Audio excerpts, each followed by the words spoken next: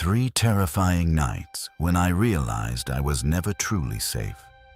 True home invasion and attack stories. My name is James.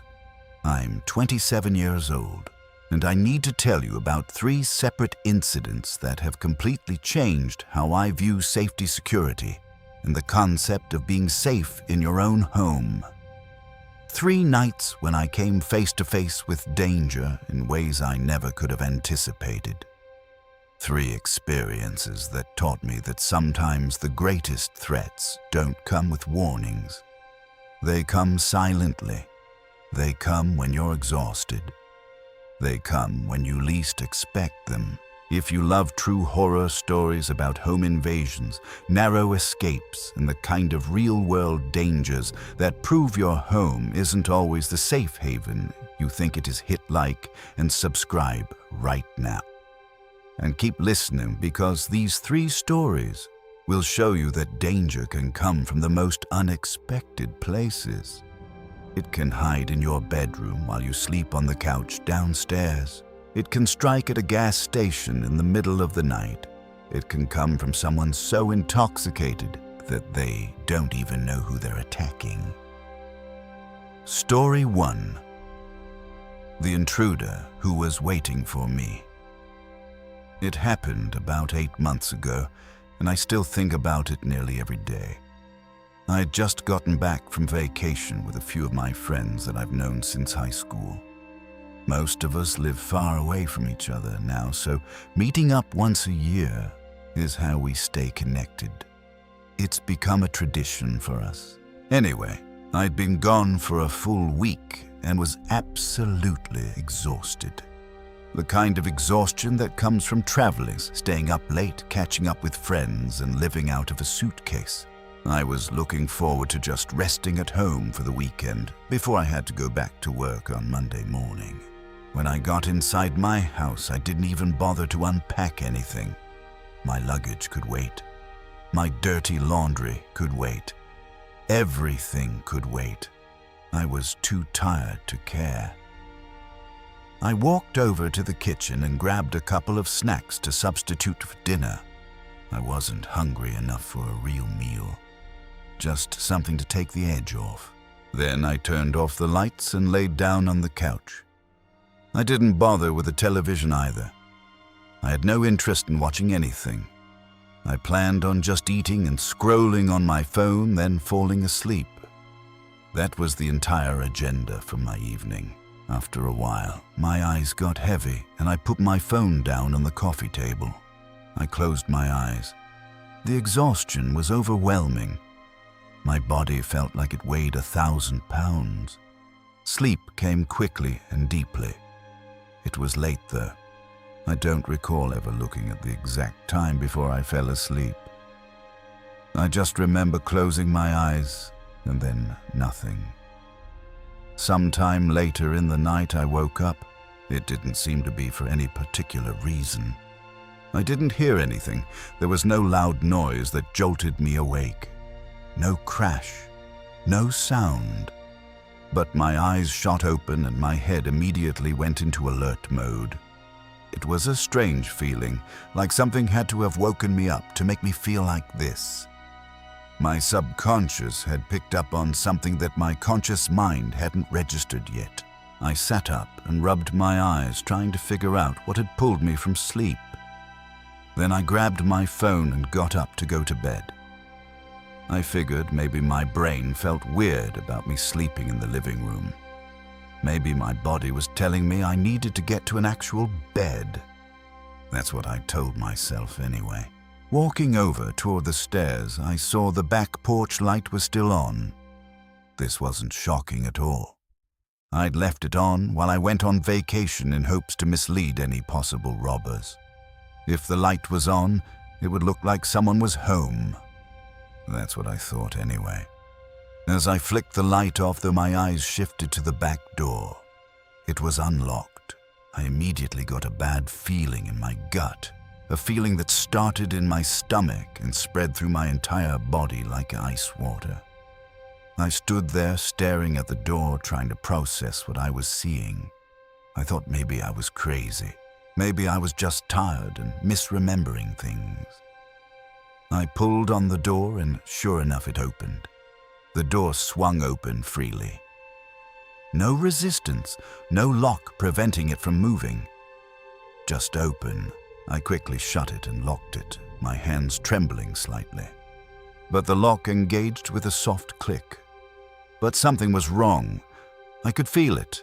Had I forgotten to lock it before leaving, there was no way. I checked every door and window multiple times before leaving. I always do. It's a habit of mine. I go through the house systematically checking every single lock, every window, every door.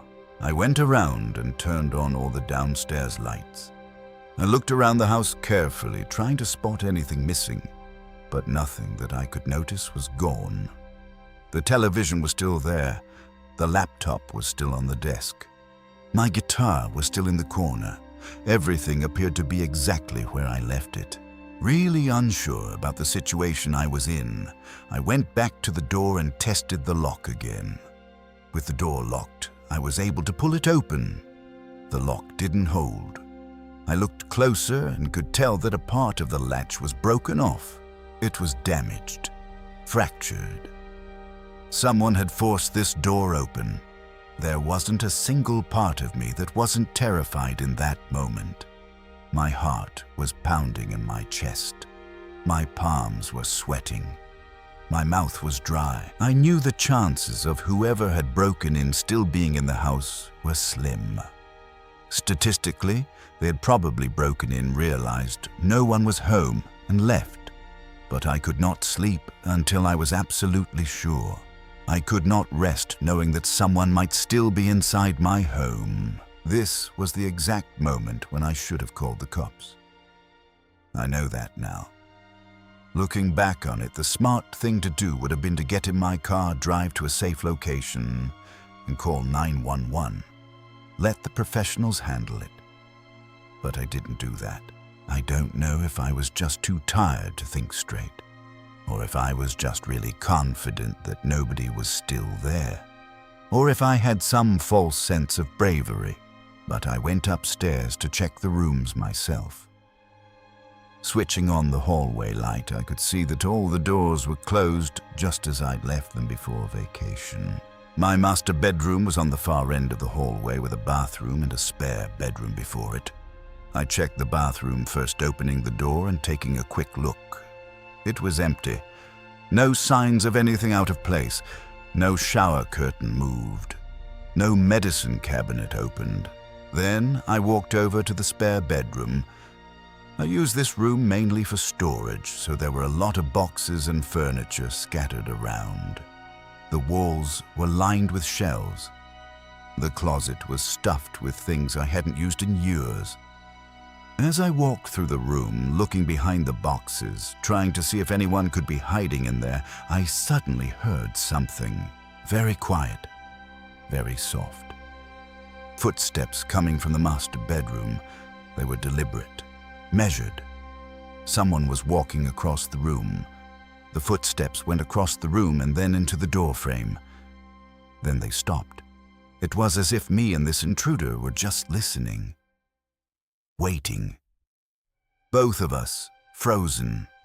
Both of us holding our breath. Both of us waiting for someone to make the first move. Waiting to see who would break the silence first. The anticipation and anxiety made fear rush through my whole body, like nothing I'd ever experienced before. I could hear my heart pounding in my chest. It was so loud I was sure the intruder could hear it too. The sound was thundering in my ears. I stood in the middle of the spare bedroom, staring at the doorway leading to the hall. Every muscle in my body was tense. Every nerve was on edge. Then I heard the master bedroom door creak open, the sound of the hinges moving, the sound of wood scraping against wood. Slow, deliberate, intentional. Whoever was in there was opening the door. Another second of silence passed, a second that felt like an eternity, a second where anything could happen, a second where I was completely vulnerable. Then, loud footsteps sprinted down the hall, fast, panicked, running. A figure ran past the doorway where I was standing. I caught just a glimpse of them, a shadow, a silhouette, not enough to identify them or even describe them accurately. I just froze. Couldn't get myself to move or do anything. Just completely frozen, listening to my heart beating rapidly as the footsteps ran through the house, down the stairs, toward the back door. Out into the night, I heard the back door slam open, then the sound of someone running across the porch. Then nothing, just silence. Still in a state of shock, I pulled my phone out and called the police. My hands were shaking so badly I could barely dial the number. I told the operator everything. That I had come home from vacation, that my back door was broken, that someone had been waiting inside my house, that they had just run out. The police arrived within 10 minutes. They searched the entire house. They searched the yard. They found no signs of anyone still being there, but they did find other evidence. The detective told me something that made my blood run cold. This was likely not a simple robbery. They found no signs of someone having stayed there for long. So whoever it was had broken in earlier that day, while I was still gone, while the house was empty, but they had waited. They had hidden in my bedroom all night, waiting for me to come home, waiting for me to walk through that bedroom door without expecting anything. And who knows what they planned to do if I walked through that door. The detective said that if I hadn't woken up for some reason, if I had decided to go straight to bed instead of falling asleep on the couch, if I had checked that back door 5 minutes earlier or 5 minutes later, everything could have been completely different. I never found out who broke into my house. No arrests were ever made. No one was ever caught. To this day, I don't know who was hiding in my bedroom waiting for me. I don't know what they intended to do. I don't know if they would have hurt me, or robbed me, or something worse. All I know is that I was one small decision away from a completely different outcome. Story 2: The gas station. Robbery. I worked at a gas station for a couple of years in my mid-20s.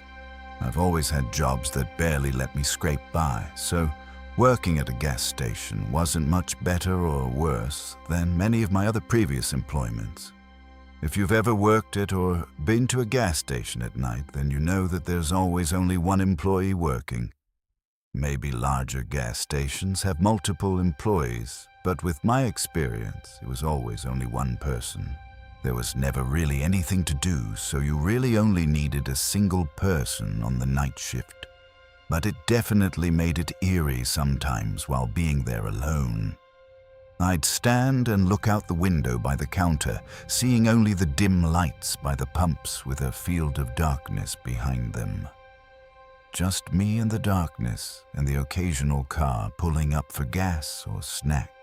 The location of the station I worked at was on the edge of town, a few minutes away from any other buildings.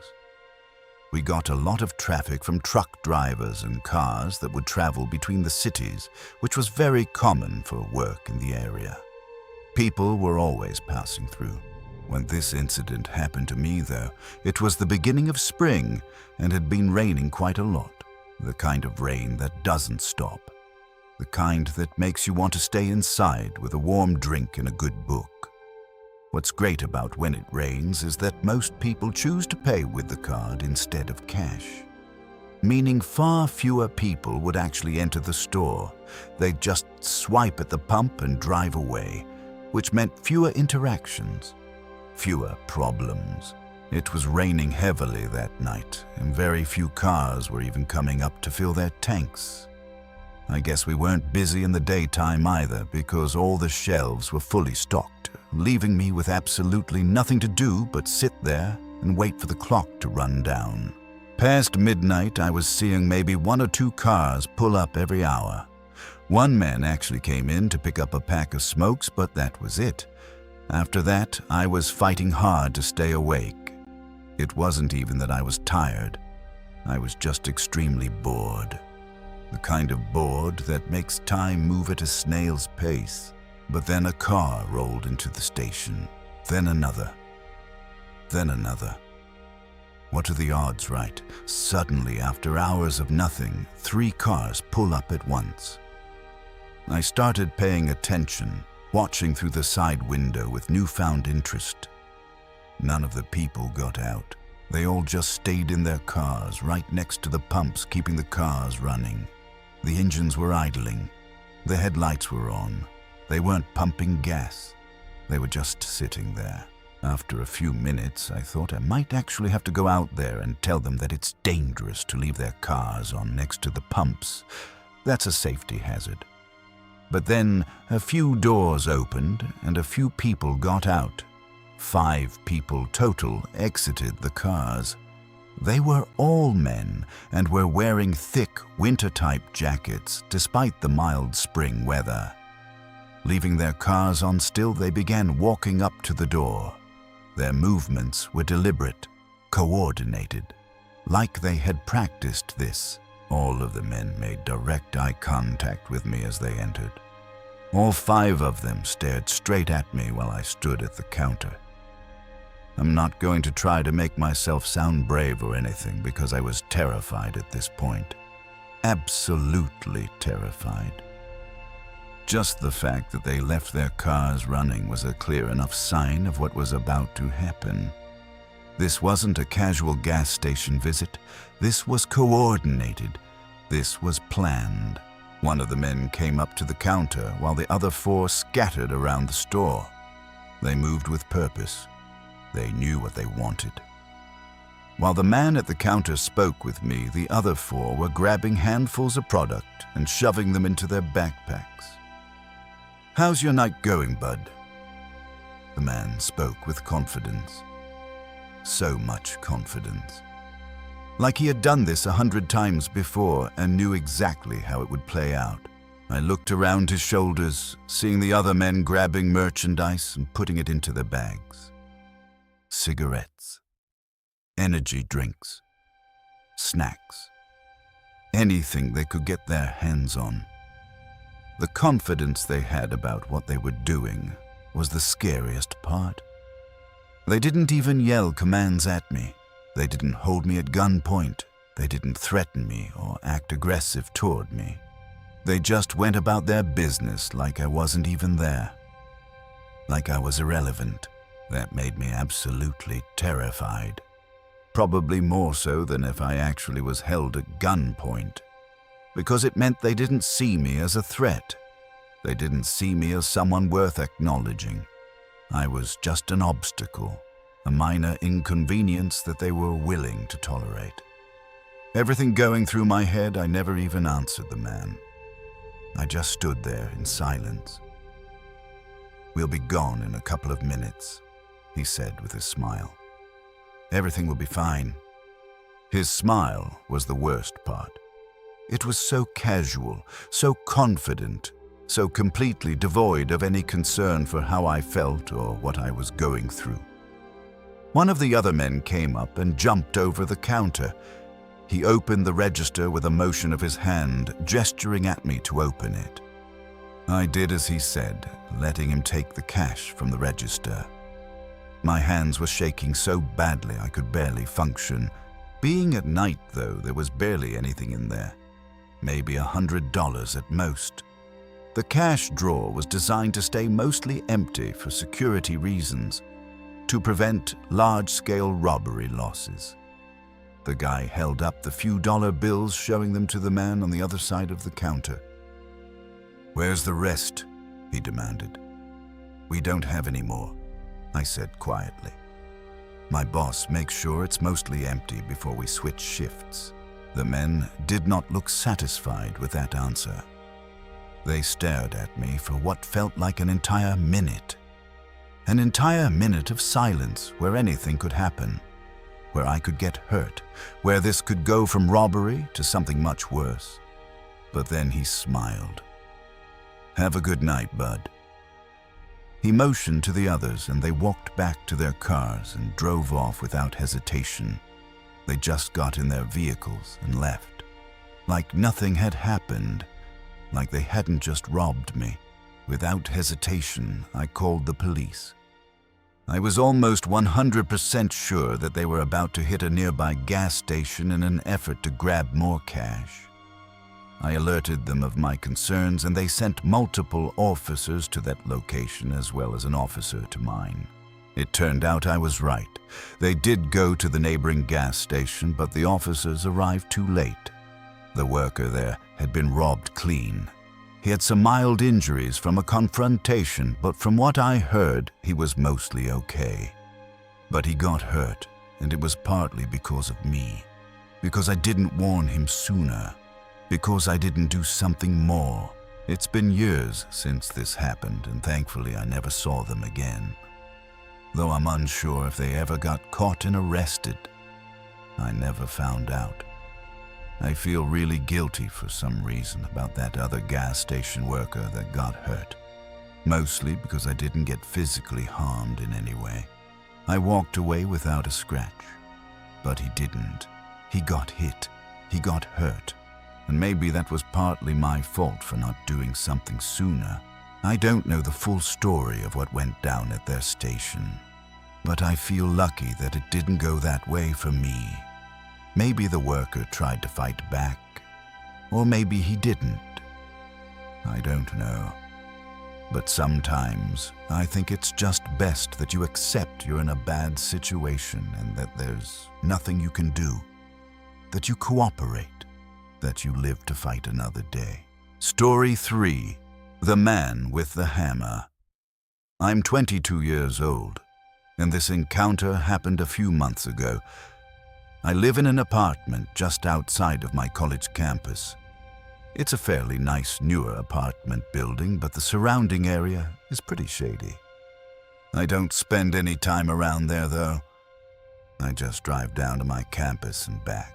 I hadn't had any bad experiences before this incident, so I didn't ever find myself worried about much of anything. I felt relatively safe. It was my own space, my own sanctuary. It was a Friday, and I had just gotten back from school. I stayed late to get some extra studying done because I had an exam coming up. So it was around 7 o'clock when I pulled into the small parking lot and headed inside the building. Walking inside, I went up the stairs to my room on the 4th floor and went inside. I dropped my school bag right by the shoe rack I kept next to the door. I was exhausted. School had been long. Studying had been intense. I grabbed a pre-made salad from the fridge and sat on the couch to watch something while I ate. I wasn't in the mood for cooking. I just wanted something quick and easy. While scrolling through YouTube on the TV looking for something to watch, a very loud sudden thump came from the room below me. It wasn't an alarming sound necessarily, but more just surprising and completely out of nowhere. I paused what I was doing and listened. I didn't recognize the sound. It wasn't something I had heard before from that apartment. I listened for a moment, then continued with my search for a video to watch. It was probably nothing. My neighbor probably just dropped something, moved something. These apartment walls weren't very thick, so sounds traveled easily. A few minutes later, that same sound came from below me again, that same loud thump. I paused the video and sat there patiently waiting for it to happen again. I was more curious than anything. What was my neighbor doing down there? After a couple of minutes, it happened again, but this time, it was louder. And it even caused the walls to vibrate and shake. My drink actually sloshed a little in the cup. It was more obviously someone banging something against the wall, but I didn't know what or why. I waited again, but after a bit of no further sounds, I just continued about my night. It was probably fine. Maybe he was rearranging furniture, moving things around, getting ready for something. I'm not sure how much time passed after that, but it wasn't too long, maybe 40 or 50 minutes, when I heard a knock by the front door. I was in the kitchen, which was right next to the door, so I knew the knock didn't come from my door, but most likely my neighbor's door. Listening more carefully, I could hear a man mumbling something. It sounded like he was having a whole conversation with himself, just whispering and mumbling random sentences under his breath. His voice was slurred, unclear, like he was talking in his sleep or under the influence of something. I won't lie, it kind of creeped me out. When the mumbling stopped, I went over to the door and looked out the peephole to see if he was gone. The dude was standing in the dark hallway right in front of my door. He was looking down at the knob as if contemplating whether or not to try opening it. His hand was hovering near the door handle.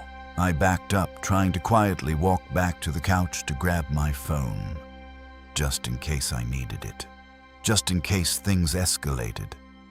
But almost immediately, the guy banged on my door, hard, with a lot of force. He began mumbling again, making me believe he was definitely on some hard drugs or something. His movements were jerky, unpredictable. He didn't seem to be in full control of himself.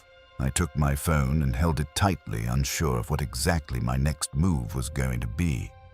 I didn't know if he was just some harmless druggie or if he had worse intentions, but I felt fairly safe where I was in my apartment with the door locked, so I held off on doing anything. I was hoping he would just go away, that he would lose interest in my door and move on. After maybe 30 seconds, though, the man banged on my door again, this time yelling something at me, though it was heavily slurred and unrecognizable. I couldn't make out what he was saying, but his tone was aggressive, demanding. I ran to my bedroom and called the police. I didn't know what he wanted, but the fact that he wasn't leaving made me pretty scared of what he wanted. The operator said they were a few minutes out and asked if I wanted to stay on the line. I told them I was okay and hung up. Just then, the guy outside the door started banging even harder. He was definitely hitting the door with something heavy. It was too powerful of hits for it to just be his hands. It sounded more like he was trying to break the door down at this point. I grabbed a baseball bat from the corner of my room and prepared to hold my ground as the man continued with his efforts. I wasn't going to go down without a fight. If he got through that door, I would swing with everything I had. This went on for what felt like forever. Banging, yelling, more banging. But then I saw the reflection of flashing blue lights outside the window, red and blue, strobing. The police were here. A minute later, an officer called out something in the stairway, making the man by the door stop. His efforts ceased. The banging stopped. The yelling stopped. Everything went quiet. I heard them take the guy down. I heard him being restrained. I heard the sounds of an arrest happening just outside my door. I opened the front door to talk to the police. There were huge dents and cracks on my door. The wooden surface was splintered. The frame was damaged. It was clear he had been hitting it with something. A hammer, a crowbar, something heavy and solid. But what I found out next was extremely tragic and awful. The officer told me that the room below mine, the room that had been making all those thumping sounds, had a young lady living in it. She was found unconscious due to heavy blows to the head. The officer's expression was grave, serious, like he was delivering the worst news possible. Unfortunately, she wasn't able to recover. She passed away at the hospital. Her front door was wide open with no signs of damage, so it's likely she answered the door unknowingly of who was there. She just opened the door to see who was making all that noise, and he was waiting on the other side. After beating the lady, he had smashed several holes in the walls of her apartment using a large hammer. The police found him holding the hammer while arresting him. He was heavily under the influence of drugs and alcohol. He apparently told the officers that he was looking for a stash of drugs hidden in the walls, like the walls themselves would hold something valuable. But there was nothing. No signs of anything being hidden in any of the rooms after they were searched. The guy likely just made it up in his head while drugged up. A delusion, a fantasy, something his altered mind created. What's terrifying is that he was really close to doing the same thing to me as he did to the lady below me. If I had opened the door, if I had been curious about what the noise was, if I had gone down to complain about the thumping sounds, I would have been found instead of her. The officer said if things had gone just slightly differently, I could have been the one who didn't make it out alive. I feel really bad for her, though, probably just being nice and opening the door. No idea that her fate was behind it. No idea that answering a simple knock would cost her her life. Conclusion: what I've learned. These 3 experiences have fundamentally changed how I view the world. They've changed how I think about safety. They've changed how I understand the fragility of life and how quickly everything can change. The first incident taught me that my home isn't always my sanctuary. That danger can be waiting for me inside the walls I thought protected me. That someone can be planning something I can't even comprehend. The second incident taught me that sometimes you can do everything right and still feel wrong about the outcome. That you can cooperate and still feel guilty. That survival sometimes means accepting situations you can't control. The third incident taught me that sometimes the smallest decisions, whether to open a door, whether to go investigate a noise, whether to leave for the evening early, can mean the difference between life and death. I'm more cautious now, more aware, more vigilant about the people around me and the spaces I inhabit. But I'm also more paranoid, more anxious, more afraid, because I've learned that danger isn't always dramatic. It's not always what you expect. Sometimes it comes quietly. Sometimes it comes from someone so far gone they don't even know what they're doing. Sometimes it comes from people who are waiting for you. And sometimes you're just lucky enough to survive.